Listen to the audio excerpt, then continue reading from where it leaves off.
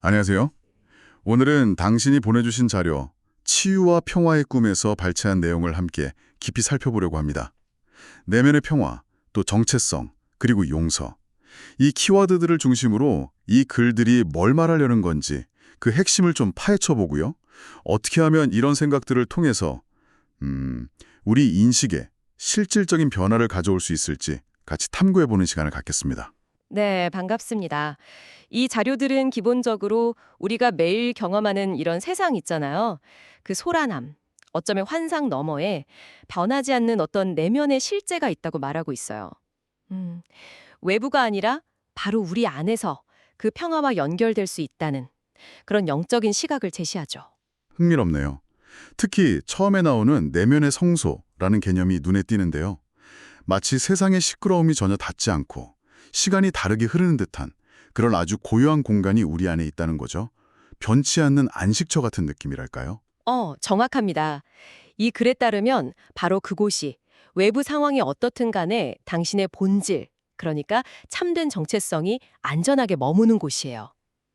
여기서 중요한 건 세상의 어떤 혼란이나 고통도 이 근원적인 당신의 자아를 뭐랄까 진짜로 훼손할 수는 없다는 생각입니다.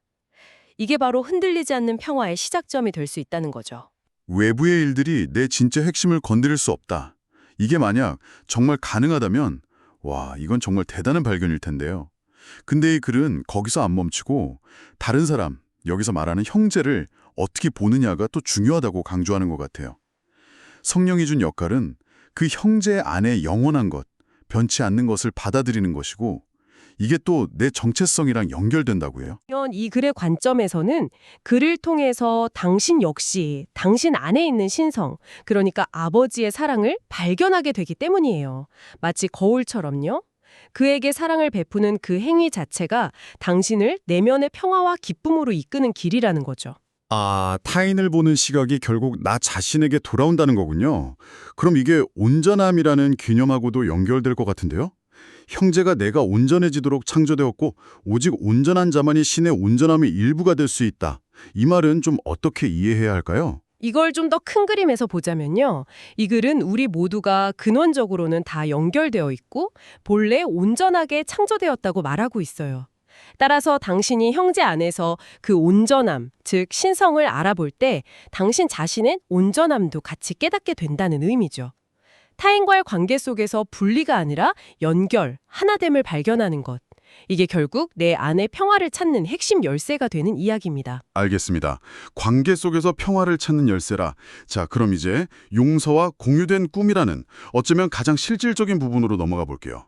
아버지가 우리에게 바라는 유일한 선물이 있다면 그건 모든 창조물 안에서, 특히 형제 안에서 신이 주신 선물, 즉 그의 신성함을 보는 것이라고 하네요.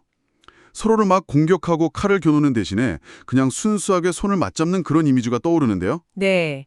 이 글은 용서가 단순히 과거의 잘못을 그냥 덮어주는 걸 넘어선다고 말해요. 오히려 용서는 우리가 스스로 만들어낸 분리와 공격의 꿈에서 깨어나도록 돕는 아주 강력한 도구라는 거죠. 부정적인 생각이나 원한을 계속 붙들고 있는 건 뭐랄까 스스로를 그 꿈 속에 가두는 것과 같다고 경고하고 있어요. 라는 게 우리의 인식을 어떻게 바꾼다는 걸까요? 바로 그 지점이 인식 전환의 핵심이에요. 개인적인 두려움이나 공격의 시나리오 대신에 성령이 이끄는 용서와 연결의 꿈을 우리가 선택할 때, 그럴 때 우리는 세상을 그리고 형제를 완전히 다르게 보기 시작한다는 거죠. 적이 아니라 구원자로, 나와 분리된 존재가 아니라 연결된 일부로요. 이 공유된 꿈은 현실 자체를 바꾸는 게 아니라 현실을 인식하는 방식을 근본적으로 바꾸는 거예요. 그래서 결국 영원한 피로화로 이끄는 다리가 된다는 겁니다. 아, 그렇군요. 그럼 한번 정리해보면 이 글들의 핵심 메시지는 이거네요. 진정한 평화와 나 자신은 외부 세상에 흔들리지 않고 이미 내 안에 존재한다. 그리고 용서를 통해서 타인, 즉 형제 안에서 나와 같은 신성함을 발견하는 것. 그것이 그 평화로 가는 길이다. 자, 이걸 듣는 당신에게는 이 관점이 일상에서 부딪히는 어려움 속에서 내면의 고요함을 찾는데 어떤 실마리를 줄 수 있을까요? 한번 생각해 보시면 좋겠네요. 네. 그리고 마지막으로 한 가지 더 생각해 볼 점을 던지고 싶습니다. 이 글들은 참 흥미롭게도 꿈 자체의 목적이 바뀔 수 있다고 제안해요.